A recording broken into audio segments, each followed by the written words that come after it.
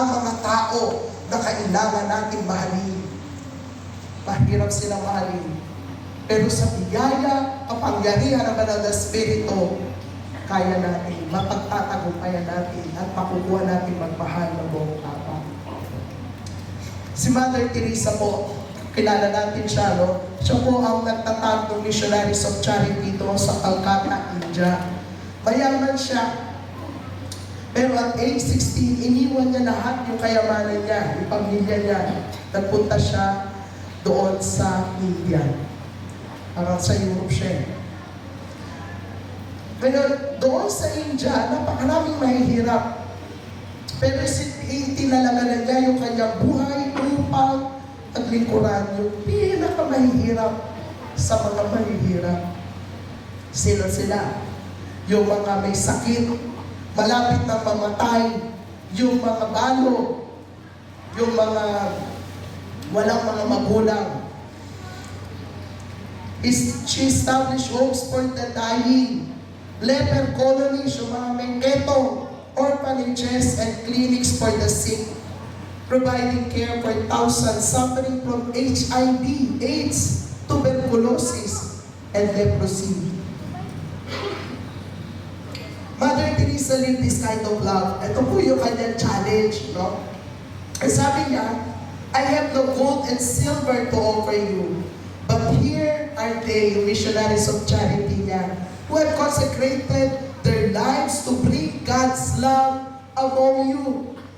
And I pray that you together will do something beautiful for God, that in this beautiful city, no man, no woman, no child feels unwanted and loved. Kaya kung ito po ay sinasabi ni Mother Teresa doon sa mga hinahabol niya na maging kasama ng kanyang Missionaries of Charity, ito rin ang panawagan sa atin ngayon.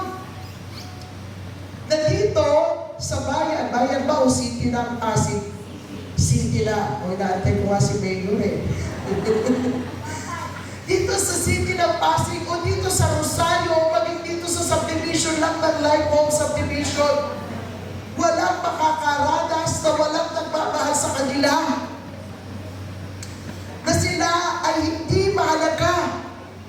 Kasi walang tumatanggap sa kanila sapagkat nandito ang New Life United Methodist Church. Amen?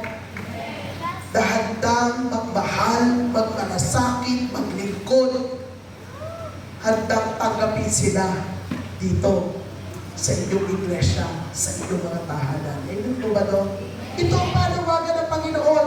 And this is what it means to love boldly.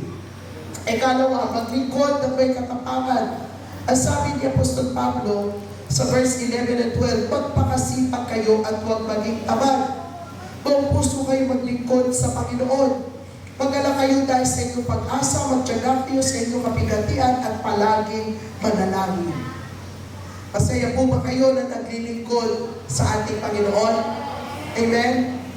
Kayo ba ay masaya na gumigising kada umaga para pumunta sa loob ng church? Masaya ka bang gumising kanina? Dahil 40th anniversary nyo? Minsan dahil napakasipag natin, napapagod tayo. No? Dahil sa sobrang sipag, pero meron pang isa na hindi mo nagawa at nakalimutan mo, dun ka pa pagkagalitan. O, tanong, masaya ka pa rin bang maglilingkod? Amen? Pagka sinabi ni Pastor, kapatid, saka mong magdalaw tayo. Sasama po ba kayo? Ang barinig talaga. Talaga ba? Ito ba? Masipag magdalaw, kung meron kayo bagong sasakyan. Kahit na umuulan. Amen. Iyon lang paglilingkod na may kagalakan sa ating Panginoon. Ang paglilingkod ay maaaring nakakapagod, minsan kulang sa papuri at madalas hindi napapansin. Ngunit pinapaalala ni Pablo na sa Panginoon tayo naglilingkod, hindi sa tao, hindi sa simbahan. Amen. Ano po ang ibig sabihin na maglingkod na may kagalakan? Ibigay natin yung ating talento at oras, may pasasalamat. Walang reklamo. Lagi na lang ako nakikita ni Pastor. Ako na lang lagi inuutosan. Hindi gano'n, sapagkat sa Panginoon natin ginagawa. Ituri ang paglilingkod bilang karangalan, hindi pabigat. Ipakita ang galang na nagmumula sa presensya ng Diyos. Yung masaya ka lang, iba po yan. Sa tunay na kagalakan, yung joy na sinasabi, iyon ay nararanasan natin anuman ang ating sitwasyon at kalagayan sa buhay. Kaya inaawit natin yung I am happy in the service of Him. Diba? Maligaya ako sa paglilingkod. Service is fun. It is the most joyful thing to do if we love God whom we serve. Joyful service is not about having an easy task, but about finding delight in the one we serve. It's about doing ordinary work with extraordinary love. True joy in serving comes from knowing what we do. That what we do for Christ. Ang huli, live courageously, mamuno ng may kagitingan. So hindi lamang tayo magbabalabog, tapang, maglilingkod ng may kagalakan, kundi tayo mamumuno ng may kagitingan. Doon po sa verse 12 and 13, sabi ni Pablo, magalang kayo dahil sa inyong pag-asa, magtiyaga sa inyong kapigatian at palaging manalangin. Kaya tayo nakakapagbahan ng buong tapang at naglilingkod ng may kagalakan at mamumuna ng may kagitingan. Dahil kahit na mahirap sapagkat tayo ay nananalangin, nananatili sa ating Panginoon at yun ang kapangyarihan ay pinagkakaloob niya sa atin. Kaya yung payo ni Apostol Pablo, hindi madaling sumunod sa Panginoon.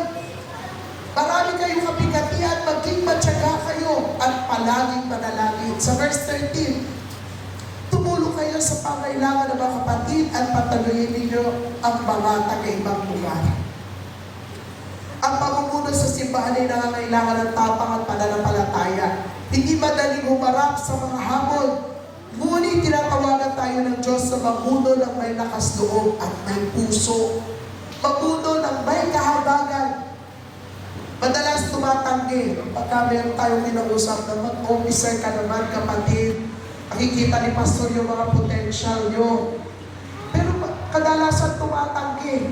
Diba? Natatakot tayo. Baka tayo magkamali. Wala pa tayo masyadong alam.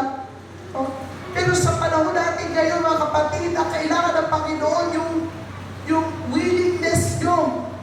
No? You are willing to offer yourselves. Ano ba yung pagawa ng Panginoon? Alam nyo na siya na tumawag sa inyo ang magbibigay ng katapangan, kapangyarihan at lahat na kailangan nyo. Kaya kung may tinatawag po dito ng mga kabataan may gulang, na maglingkod, sinasabi ko para maging pastor, para maging diakonisa. Minsan pinakilala sa akin si T.S. Perry. Marami mga kabataan dito. Kung kayo'y tinatawag ng Panginoon, naksa niyo yung pagdinig niyo, mga kapatid. Tumugon tayo. Sapagkat walang pinakamasaya sa buhay, kundi yung nandun tayo sa sentro ng nais ng Diyos para sa atin. Amen? Kasi meron na kayong mga nagpastor dito, tatlo na.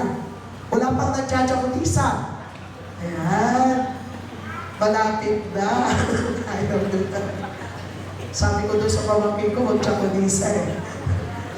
Pero pagka doon tayo tinatawag talaga ng Panginoon, hindi tayo magiging masaya hanggang hindi tayo tumutugon. Kaya tumugon na po tayo. Buong tapang na pagmumuno ang kailangan natin sa ating panahon ngayon. Courageous means having or showing courage, which is the ability to face and deal with danger, pain, or difficult situations without flinching.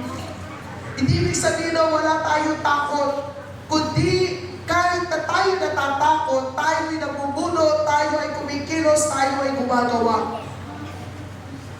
Iyon ang ibig sabihin ng pamumuno ng may kagintingan.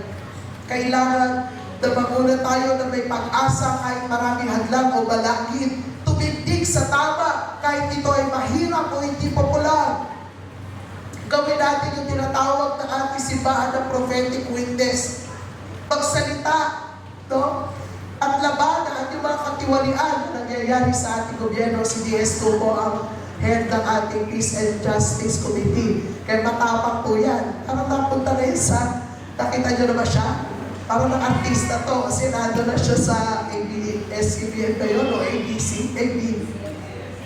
DCMM, di ba? At nagsasalita na siya sa mga kilos protesta, yun yung pamumuno na may kagitingan. Bakit may kagitingan? Kasi you are willing to offer your life. Medyo mabigat. Minsan hindi naman kailangan tayo ibigay yung buhay natin, di ba? Ganyan ang mga bayani.